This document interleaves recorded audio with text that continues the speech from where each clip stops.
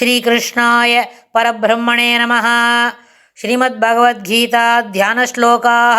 நமோஸ்து தே வியாசவிசாலபுத்தே புல்லாரவிந்தாயத பத்ரநேத்ர ஏன த்வயா பாரததைலபூர்ணः பிரஜ்வாலிதோ ஞானமயப்பிரதீபः பிரபன்னபாரிஜாதாய தோத்ரவேத்ரைகபாணயே ஞானமுத்ராய கிருஷ்ணாய கீதாமிருததுஹே நமः.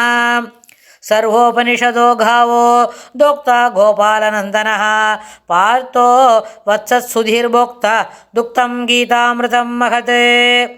वसुदेवसुतं देवं कंसचाणूरमर्दनं देवकी परमानन्दं कृष्णं वन्दे जगद्गुरुम्. அடுத்தது 8வது அத்தியாயம் அக்ஷர பிரம்ம யோகத்தில் 8வது ஸ்லோகம். அபியாச யோகயுக்தேன சேதசா நான்யகாமினா பரமம் புருஷம் திவ்யம் யாதி பார்த்தானுசிந்தயன். அபியாச யோகயுக்தேன சேதசா நான்யகாமினா பரமம் புருஷம் திவ்யம் யாதி பார்த்தா அனுசிந்தயன். இந்த ஸ்லோகத்தில் பெருமாள் என்ன சொல்கிறார் கேட்குறார்.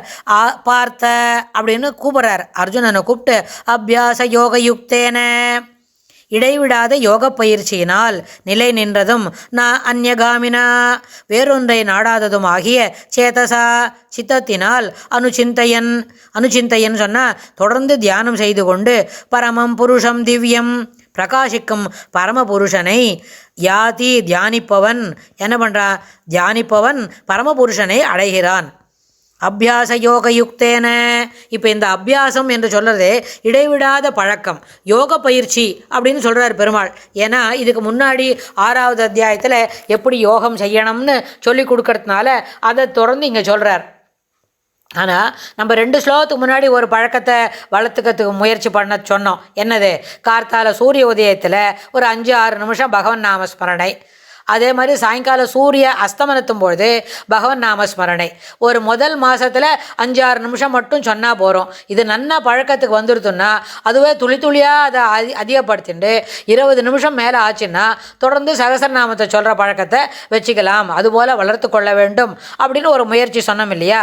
அதை தான் பெருமாள் அதுபோல் தொடர்ந்து அபியாச யோக யுக்தேன தொடர்ந்து இடைவிடாத யோக பயிற்சியினால் நான் அந்யகாமினா வேறொன்றையும் அந்யகாமினா காமினான்னு சொன்னால் வேணும்னு கேட்குறோம், இச்சையை வேணும், இதெல்லாம் பூர்த்தி பண்ணிக்கணும் அப்படின்னு சொல்கிறோம். இந்த பூர்த்தி பண்ணிக்கும் பொழுது வேறொன்றையும் நாடாதவனாய், வேறு இதெல்லாம் வேணும் அதெல்லாம் வேணும் இல்லை, பெருமாளுடைய திருவடி வாரத்தில் இடையறாத பக்தி வேணும். அந்த சரணாகதி வந்து என்ன பண்ணிக்கணும்? எனக்கு இந்த சரீரம் முடிஞ்ச உடனேவே தேகவசான காலத்திலே முக்தி வேணும்.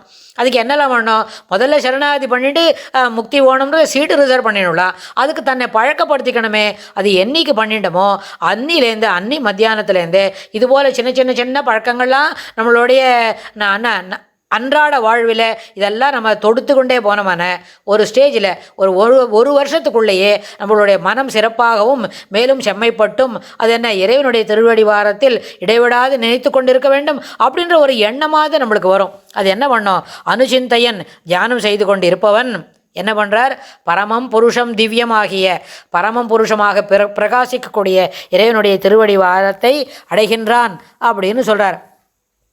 அதாவது மனதில் எந்த பற்று மிகுந்திருக்கிறதோ அது மரண காலத்தில் நிச்சயமாக வெளிப்படும்.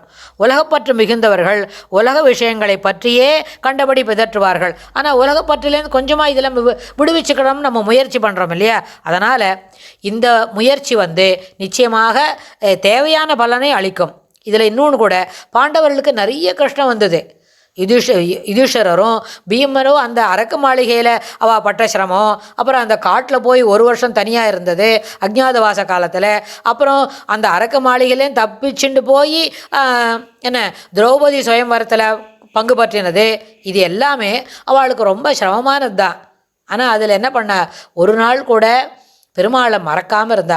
கிருஷ்ணா காப்பாற்று அப்படின்னு எல்லா வேளையும் நினச்சுட்டே இருந்தா. அதனால் ஒருபொழுதும் என்ன பண்ணல, பெருமாளை மறக்கவே இல்லை. அவர்கள் ஒருபொழுதும் பகவானை மறக்கவில்லை. அதனால் அவர்களுக்கு தொடர்ந்து என்ன இருந்தது? எவ்வளோ கஷ்டம் வந்திருந்தாலும் அந்த கஷ்டத்துலேருந்து நம்ம மீண்டு வருவோம். இந்த துன்பங்கள் தற்காலிகமானது தான். எல்லா தற்காலிகமான துன்பங்களும் என்ன சூரியனை கண்ட பனி போல என்ன விலகும் அப்படின்ற ஒரு அசைக்க முடியாத நம்பிக்கை அவளுக்கு இருந்தது. அவள் கிருஷ்ணரோட காலத்திலே இருந்தா. நம்ம இத்தனை வருஷம் தாண்டி 5000 வருஷத்துக்கு மேலே தாண்டி இருக்கிறோம்னு சொன்னால் நமக்கும் அதே நம்பிக்கை அத்தியாவசியம் அப்படின்னு சொல்லி இந்த நம்பிக்கை கிடைப்பதற்கும் இறைவனுடைய அருள் அவசியம் வேணும்னு நினச்சிண்டு பெருமாளையே பிரார்த்தனை பண்ணுவோம். அடுத்த ஸ்லோகத்தில் பெருமாள் என்ன சொல்லி கொடுக்குறாருன்னு கவனிச்சுக்கலாம். ஸ்ரீகிருஷ்ணாய துப்பியம் நமஹ.